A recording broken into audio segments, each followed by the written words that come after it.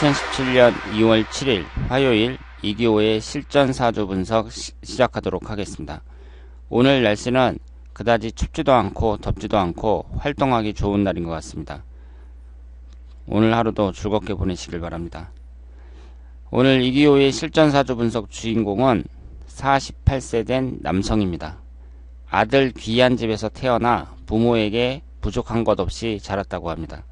지금 48세면 그 태어났을 당시에는 아들 선호 사상이 좀 있었다고 봐야죠. 요즘에는 없어진 것 같아요. 요즘에 아이를 낳는 분들 보면 딸이라고 더 좋아하시는 것 같습니다.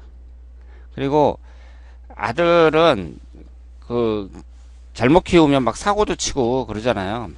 그런데 딸들은 좀 사근사근한 맛도 있고 옛날처럼 뭐 대를 이어야 된다는 그런 생각도 좀 없는 것 같고, 그리고 그 아이들을 많이 낳는 것도 아니니까 꼭 아들을 낳아야 된다는 그런 생각이 예전에 비해서는 거의 없어지지 않았나 생각합니다. 이분이 박사 학위를 남들보다 일찍 받았다고 해요. 일남 삼녀 중 둘째고, 그러면은 박사 학위를 이제 남들보다 일찍 받았으면 공부도 좀 잘하셨다고 볼 수 있습니다. 그리고 결혼을 한번 실패하고 재혼했으나 현재도 화목하지 못한 상태라고 합니다. 그러면 이분이 결혼을 실패했으니까 이분의 배우자 운은 어떤가 한번 살펴보고요. 대개 이제 재혼을 한 사람들은 처음보다는 성공적인 삶을 사는 사람들이 많아요. 그런데 그 재혼을 해서도 현재 화목하지 못하다는 것은 그 배우자와의 사주도 같이 봐야죠. 그러니까 현재 부부관계가 좋지 않다. 이것은 두 사람의 사주를 같이 봐야 된다고 볼 수 있습니다. 그리고 지금 제일 큰 문제는 경제적인 어려움인데, 대학에서 강의 중인데 시간 강사로 벌이가 신통치 않다고 합니다. TV에서도 간혹 나왔습니다만은 그 대학 강사들 열악한 환경, 저임금 뭐 이런 것이 그 사회 문제라고 할 수 있죠. 그러니까 학력은 높고 힘들게 이제 외국까지 가서 박사학위 받고 이렇게 공부를 했는데 막상 한국에 돌아오면 좋은 대접을 받지 못하는 것 같습니다. 그만큼 그 고학력자들이 많다는 얘기죠. 그래서 예전에는 제가 어렸을 때만 해도 그 외국 유학이라는 게 흔하지가 않았거든요. 그래서 제가 초등학교 다니고 그랬을 때 누가 뭐 미국에 유학을 갔다 왔다든가 막 그런 얘기 딱 들으면, 와, 저 사람은 진짜 뭔가 장가 한 자리 하나라도 되긴 되겠구나, 막 그런 생각이 들고, 아무나 하는 게 아니었어요. 뭐 외국에 유학을 가서 무슨 박사학위를 따온다든가 뭐 이런 것은 아무나 하는 게 아니었습니다. 지금도 아무나 못하죠. 지금도 사람들이 유학 간다고 하는 게 무슨 어학연수라든가 뭐 그런 데나 그렇지, 정식 대학으로 들어가서 거기서 미국에 있는 무슨 정식 대학에 들어가서 거기서 박사학위 받고 그러려면은 그 돈이 꽤 들어가는 것으로 알고 있습니다. 우리나라에서 웬만큼 살지 않고서는 그래도 한 중산층 정도는 살아야 그 유학을 보낼 수 있죠. 그래서 요즘에는 유학을 많이 가는데 그 사람들이 다 그 정식 대학에 들어가는 게 아니라 대부분 어학연수라든가 뭐 이런 식으로 갔다 오는 것으로 알고 있습니다. 제가 예전에 그 유학하는 분들한테 물어봤더니 뭐 미국에 있는 대학인데 그 억대로 들어간다 그러더라고요. 1년에 그 들어가는 돈이 1억이 넘는다고 합니다. 그러니까 그 웬만큼 돈 있는 사람이 아니면 지금도 좀 어렵다고 봐야죠. 그래서 이분이 궁금한 점은 재혼이 계속 무탈이 이어질지하고 또 경제적인 어려움이 풀릴지라고 말씀을 하셨거든요. 그런데 이 사주, 여기에 대한 그 질문은 일단 여자분의 사주도 한번 봤으면 좋겠는데 볼 수가 없고, 그리고 경제적인 어려움이라는 것은요, 이분이 시간 강사라는 그 자리가 그 많은 수입은 얻을 수 있는 것이 아니잖아요. 그러니까 그 일만 계속하면은 수입이 일정하니까 뻔한 거잖아요, 앞으로. 그러니까 다른 일을 해야죠. 이분은 가만히 있는데 갑자기 뭐 돈이 들어올 일은 없잖아요. 뭐 복권에 당첨된다든가 그런 게 아니면 갑자기 돈이 들어올 리가 없습니다. 땅을 사놨는데 그게 갑자기 오를 리도 없겠고요, 요즘 같은데. 그러니까 이 질문 자체는 시간 강사로 벌이가 신통치 않으면 딴 일을 하면 되는 거죠. 그래서 다른 일을 찾아봐야 된다, 이렇게 말씀을 드릴 수 있습니다. 우선 이분이 경술년 무인월 임술일 병오시에 태어나셨어요. 오행의 구성을 보면 목기운이 하나, 화기운이 둘, 토기운이 셋, 금기운이 하나, 수기운이 하나입니다. 여러분들이 사주를 딱 보실 때에는요, 목화토금수 오행이 어떻게 구성이 있는가, 어떻게 구성이 되어 있는가, 그것을 잘 살펴보셔야 돼요. 이 오행의 구성을 보고 사주를 분석한다고 할 수가 있습니다. 그리고 이분은 사주팔자가 전부 다 양으로만 되어 있죠.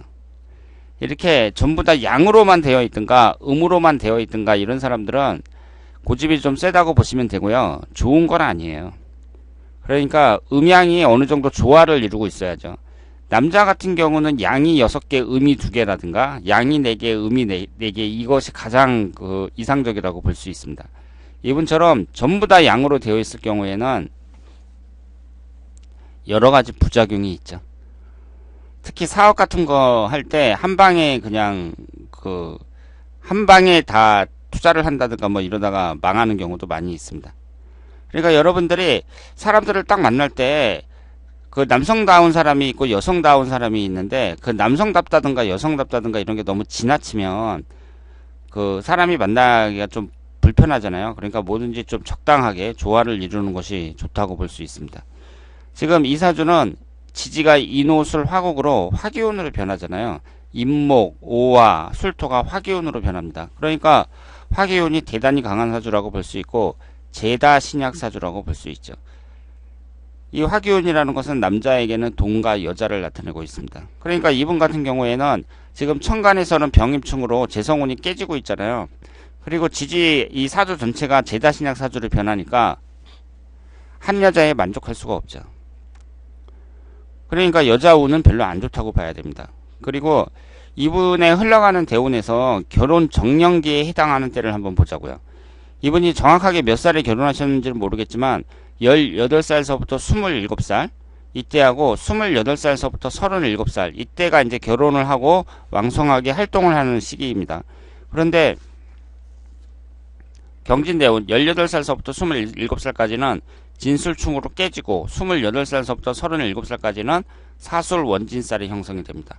그러니까 제가 어제도 말씀을 드렸습니다만은 사람이 결혼하는 때, 결혼 정년기에 해당하는 때에 배우자 운이 깨지는 운이 들어오면 안 좋은 거라고 말씀을 드렸죠.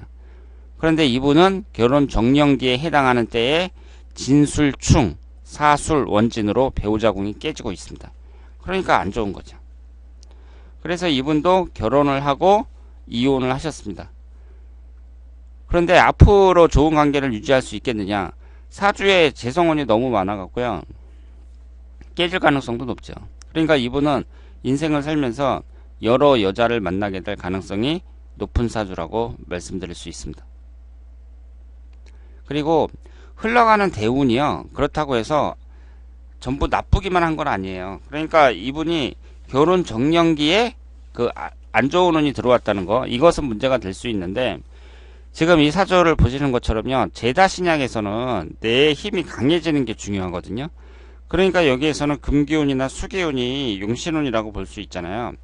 그런데 청소년 시기부터 금기운과 수기운이 계속해서 들어옵니다. 그러니까 인생 전체를 간통하고 있어요. 그 점에서 봤을 때 대운이 그렇게 나쁜 대운이라고 볼 수는 없다. 이렇게 말씀을 드리고요. 올해부터 48세에 개미 대운이 시작이 되잖아요. 올해부터 개미 대운이 시작이 되는데 이 대운을 어떻게 볼 것이냐. 일단은 지지가 술미 형살이 형성이 되죠. 축술미 삼형살에서 축토만 빠져있는 술미 형살이 형성이 됩니다. 그리고 이 사주가 이제 토기운이 3개나 되니까 관사론잡 사주라고 볼 수 있는데요. 남자에게 관사론잡이라는 것도 여자의 관사론잡처럼 좋은 게 아니에요. 그러니까 관사론잡이 있는 분들은요. 남자나 여자나 대체적으로 성적으로 문란한 경우가 많고요. 성적으로. 그리고 이것이 사회적인 관점에서 직장운을 나타내잖아요. 그런데 직장운을 나타내는 관이 많다는 얘기는 직장운도 별로 좋지 않다. 이렇게 볼 수 있습니다. 그리고 아시는 것처럼 관이라는 것이 나를 치는 그 칠살의 역할을 하기 때문에 이 관이 너무 많을 경우에는 건강이라든가 아니면 사고라든가 여러 가지로 부정적인 영향을 미칠 수 있다고 말씀을 드릴 수 있습니다.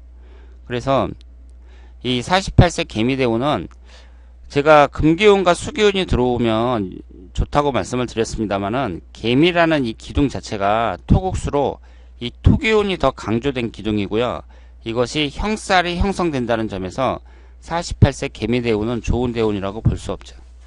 그러면 이 48세 개미대운이 48세 정유년서부터 57세 병오년까지 1년 운이 10개가 들어왔다가 나가잖아요. 그럼 여기에서 봤을 때 일단 토기운이 강하게 들어오는 49세 무술년, 이때 별로라고 봐야 되고요. 그리고 그 지지가 충을 받는 55세 갑진년, 그리고 57세 병오년, 천간이 충을 받는 57세 병오년, 이럴 때를 특히 주의하셔야 된다고 볼 수 있습니다. 그리고 올해는 몰라도 내년에 인성운이 강하게 들어오니까 배우자와 사이가 안 좋다면 내년에 좀 고비를 맞을 가능성이 높다, 이렇게 말씀을 드릴 수 있겠습니다. 48세 개미대운을 잘 넘기면 58세 갑신대운 이후 말년까지의 운은 비교적 괜찮게 흘러간다고 말씀을 드릴 수 있겠습니다. 자, 그러면 오늘 이규호의 실전사주 분석이었습니다. 오늘 하루도 이 이규호 사주밴드가 여러분들에게 작은 기쁨이 됐으면 좋겠습니다. 대단히 감사합니다.